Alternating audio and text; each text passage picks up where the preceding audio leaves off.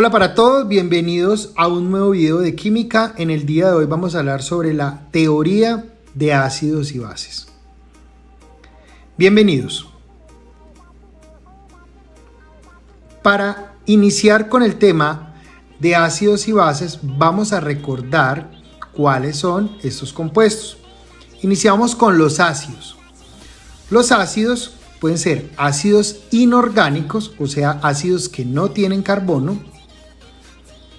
Estos pueden ser ácidos hidrácidos, que tienen como fórmula general hidrógeno y no metal, y traemos como ejemplo el ácido clorhídrico.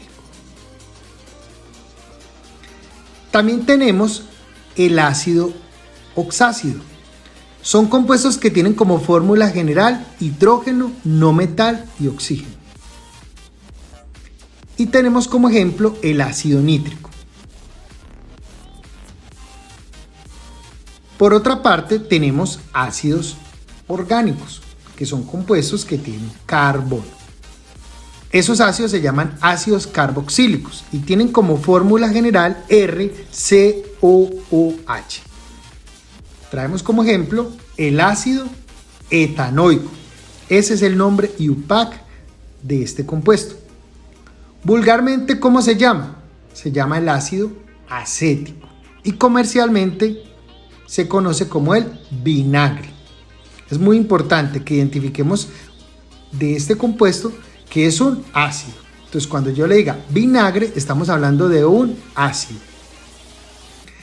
El ácido acético o el ácido etanoico se produce en procesos de fermentación aerobia. ¿Qué indica eso? Que son procesos de fermentación cuando hay oxígeno. Los ácidos carboxílicos los podemos identificar también desde esta estructura. Vamos a encontrar un carbono con un doble enlace oxígeno, que se conoce como el grupo carbonilo, y unido este carbono también a un OH. Entonces, así lo escriben también COOH, o se puede escribir así, COOH. Como ya vimos acá, los ácidos pueden ser de dos tipos: ácidos hidrácidos o también ácidos oxácidos. Esos ácidos pueden ser monopróticos, como los que tenemos acá, porque tienen solamente un hidrógeno cada uno. Pueden haber ácidos dipróticos, que es cuando tienen dos hidrógenos, y pueden haber ácidos tripróticos, que es cuando tienen tres hidrógenos. Seguimos hablando de las bases. Las bases se conocen también como los hidróxidos y tienen como fórmula general metal y OH. Y tenemos como ejemplo el hidróxido de sodio. Recordemos que para formar este tipo de compuestos se basa en la reacción entre un óxido metálico, ¿sí? O sea, un óxido básico más agua me va a producir un hidróxido. Mientras que estos se forman de la reacción de un óxido no metálico más agua. Y los ácidos hidrácidos se forman de la reacción entre un hidrógeno y no metal, en donde este no metal pertenece a los grupos 6 o 7A con su menor estado, o sea, con la valencia negativa. Bueno, vamos a iniciar hablando de la teoría de ácidos y bases de Svan, Agus, Arrhenius. Pero vamos a iniciar con los ácidos. Para Arrhenius, los ácidos son sustancias químicas que contienen hidrógeno y que disueltas en agua producen una concentración de iones hidrógeno o protones. Hago la claridad. Cuando yo hable de protones en este tema, no estoy hablando de los protones que están en el núcleo del elemento. Estoy hablando del ion hidrógeno. En los tiempos de Arrhenius se reconocía a los ácidos en forma general como una sustancia que, en solución acuosa, tiene un sabor agrio si se diluyen lo suficiente para poderse probar. Recordemos un poco cuando éramos pequeñitos y probamos un ácido.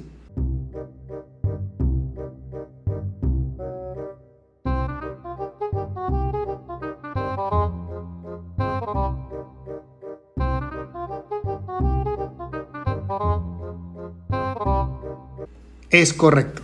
Así nosotros nos veíamos cuando probábamos sustancias ácidas. Hacen que el papel tornasol cambie de azul a rojo. Entonces, como vemos acá, se va a introducir el papel, ¿sí?, a una sustancia ácida y toma una coloración roja.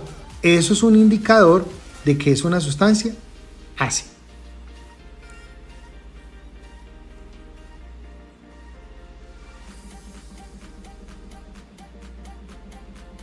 Continuamos hablando de los ácidos diarrénicos. Reacciona con los metales activos como el magnesio, zinc y hierro, produciendo hidrógeno gaseoso. Como vemos ahí en la imagen, los ácidos reaccionan con los metales. Allí vemos la reacción entre el ácido clorhídrico y el elemento zinc. Es muy importante que sepamos esto. 1. Nunca podemos almacenar un recipiente, o mejor dicho, un ácido en un recipiente metálico. Como ustedes ven, los metales reaccionan con los ácidos. Y explico esto porque hay una pregunta del ICFES que hace esta aclaración. Pregunta por la siguiente situación: si yo tengo un ácido, ¿bajo qué condiciones y en qué material debe de almacenarse un ácido? Entonces, ¿qué tengo que saber? Que no puede ser un envase metálico, va a ser un recipiente de vidrio. Segundo, las condiciones en las cuales voy a almacenar este ácido debe ser un lugar ventilado. Recordemos que los ácidos que son muy concentrados son fumantes. ¿Qué significa fumantes? Que liberan gases. Estos gases pueden quemarnos. Entonces, cuando yo vaya a destapar un ácido que está en altas concentraciones, debo de hacerlo en una campana de extracción y también debo de hacerlo en un laboratorio donde debe estar ventilado. Esa es una regla de oro. Siempre el laboratorio debe estar con las ventanas abiertas. Los gases no se pueden saturar en el laboratorio. Dice, reacciona con los compuestos llamados bases, que contienen iones hidróxido. Eso es una forma, como ya vimos, de identificar los compuestos que son bases cuando tienen el grupo OH, formando agua y compuestos llamados sales. La sal que se forma está compuesta por un ion metálico de la base y el ion no metálico del ácido. Casi todas las sales son sólidos cristalinos de altos puntos de fusión y de ebullición. Recordemos que las sales están unidos por enlaces iónicos y una de sus características de los compuestos iónicos es que tienen altos puntos de fusión y ebullición. Aquí vemos la reacción entre el ácido y la base. ¿Qué va a pasar? El ion hidrógeno se une con el ion hidroxilo para formar agua. Y vemos que el sodio se une con el ion cloruro para formar la sal. Esta reacción se conoce también como una reacción de neutralización.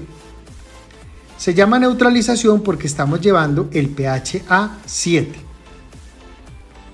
Y también sepamos que el agua tiene un pH de 7.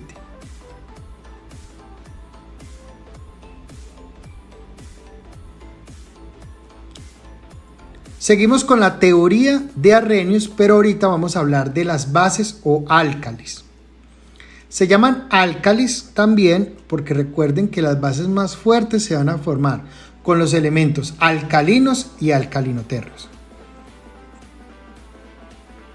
Arrhenius y otros científicos reconocían en términos generales que las bases, también llamadas álcalis, son sustancias que en solución acuosa tienen un sabor amargo, se sienten resbalosas o jabonosas al tacto.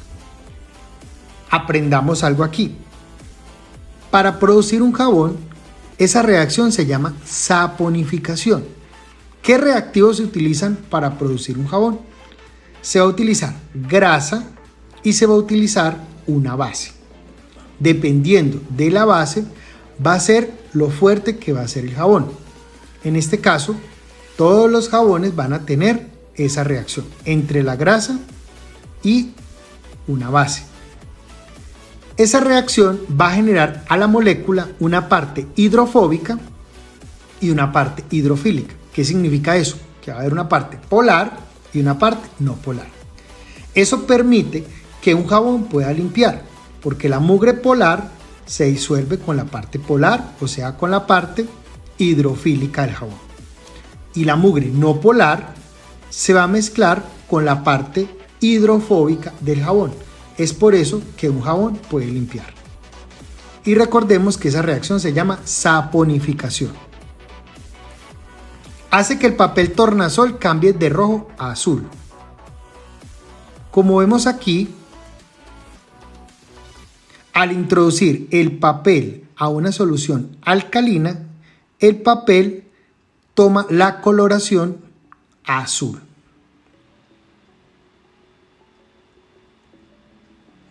Reacciona con los ácidos formando agua y sales. Como ya vimos, esa reacción se llama una reacción de neutralización. Continuamos con la teoría de ácidos y bases de Brøsten-Lowry. Hago una claridad, cada teoría es un complemento una con la otra. Anunciaron una teoría revolucionaria como resultado de los experimentos con ácidos y bases en solución, que desafiaba la definición clásica de ácidos y bases no relacionados al crear un nuevo concepto, el de pares ácido-base conjugados. Se define un ácido de Brøsten como una sustancia capaz de donar un protón y una base de Brøsten como una sustancia que puede aceptar un protón. En general, estas definiciones son adecuadas para analizar las propiedades y las reacciones de los ácidos y las bases. Una extensión de la definición de Brøsten de ácido y base es el concepto de par conjugado, ácido-base, que se define como un ácido y su base conjugada, o como una base y su ácido conjugado.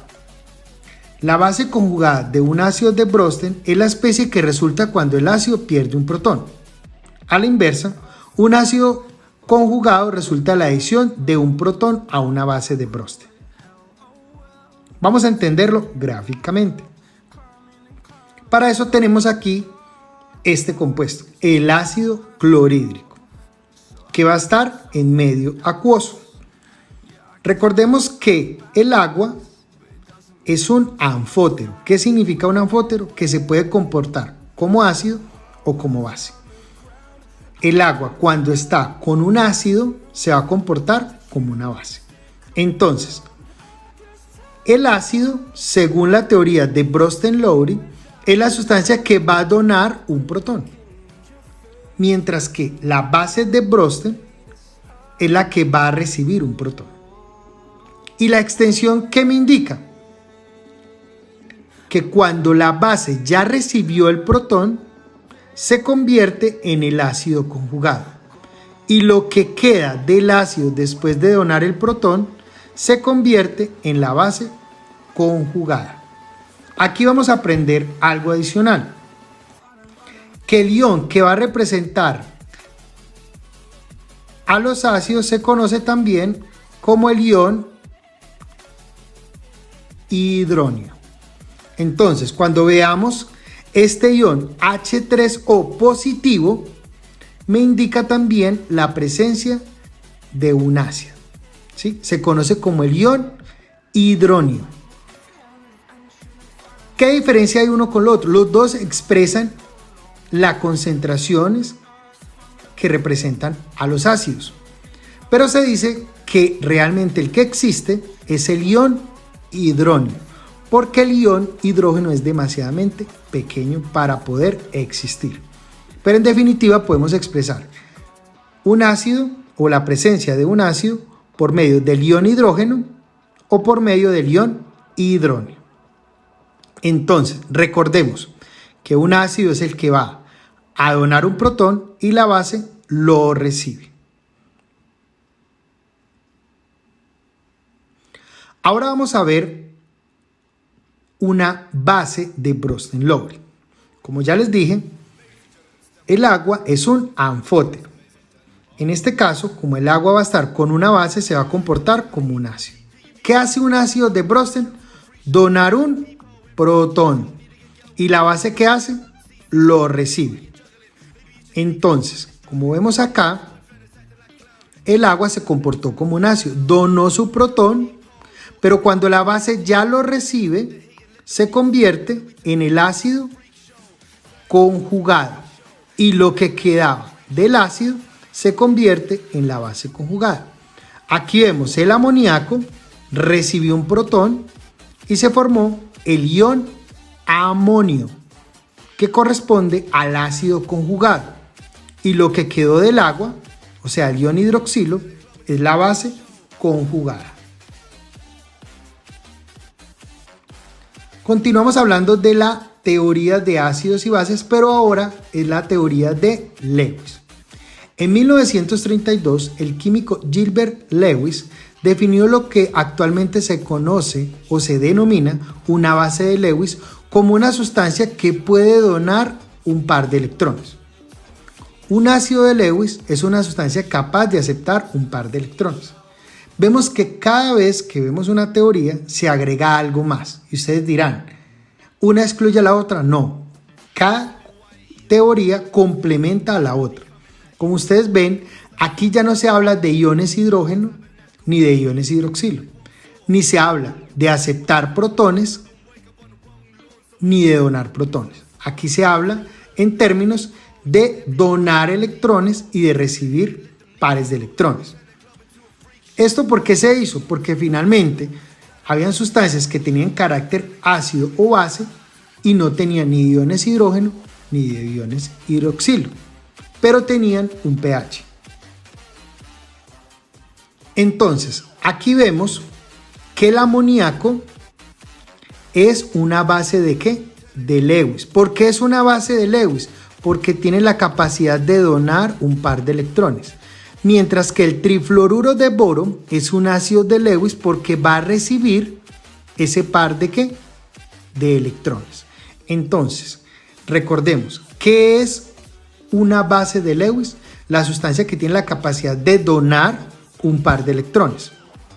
Mientras que un ácido de Lewis es el que va a recibir ese par de electrones.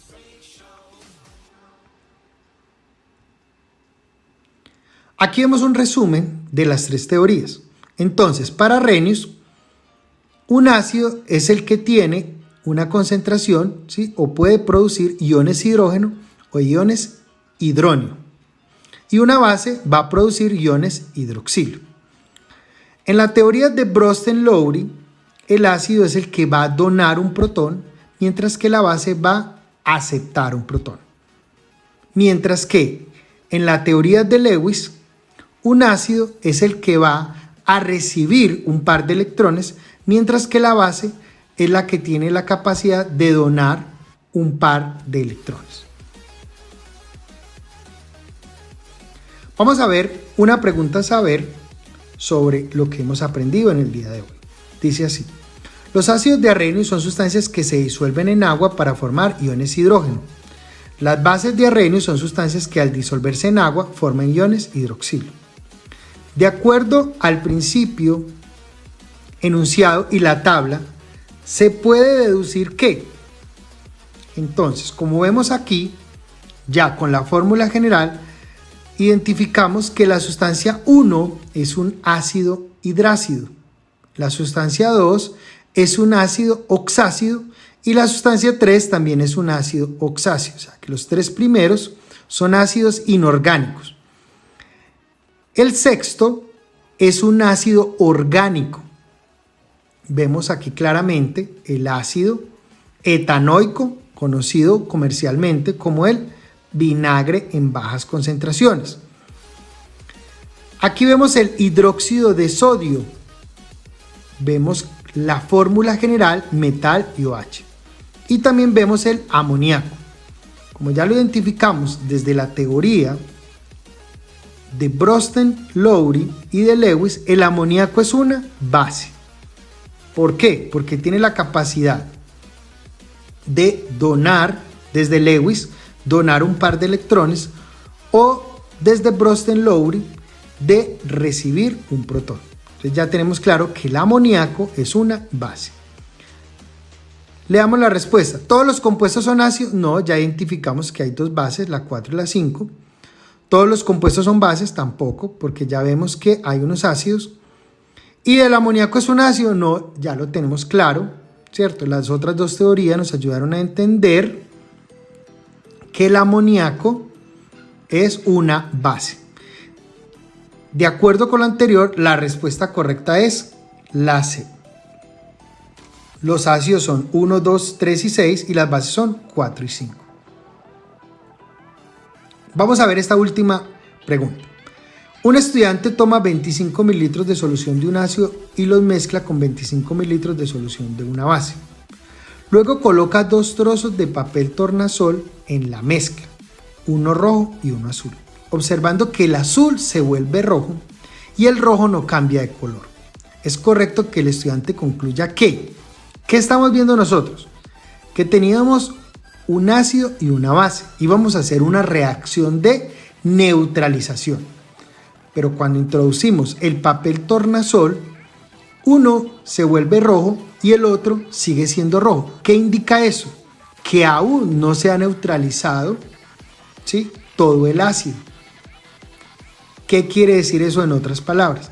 Que aún prevalece una concentración de iones hidróneos sobre los iones hidroxilo. Es por eso que la respuesta correcta es la A. Al ver la coloración me indica que todavía hay una concentración de ácido mayor que el de la base. Aún no se ha realizado completamente la neutralización. Pero de todos modos le damos las respuestas. La B dice, cuando un ácido y una base reaccionan se forma agua, por lo que la solución debe ser neutra. Como ya lo vimos, al tener aún la coloración roja me está indicando que hay presencia todavía de iones hidróneo. La C. La mezcla contiene más iones hidróxido que hidróneo. No. Vemos que aún hay mayor presencia de ácido que de base debido a la coloración del papel tornasol, que es rojo. Y la D. Cuando un ácido y una base reaccionan se forma agua y otro ácido. No. Tiene nada que ver. Entonces, como ya les dije, la respuesta correcta es la A. La mezcla contiene más iones hidróneo que hidróxido. Bueno, jóvenes, esto fue todo por hoy. Espero haber sido muy claro. Los invito a que tomen apuntes. Lo que no entiendan, pausen el video. Y sigan, por favor, suscribiéndose al canal. Gracias por su atención. Dios los bendiga y nos vemos en un próximo video. Hasta pronto.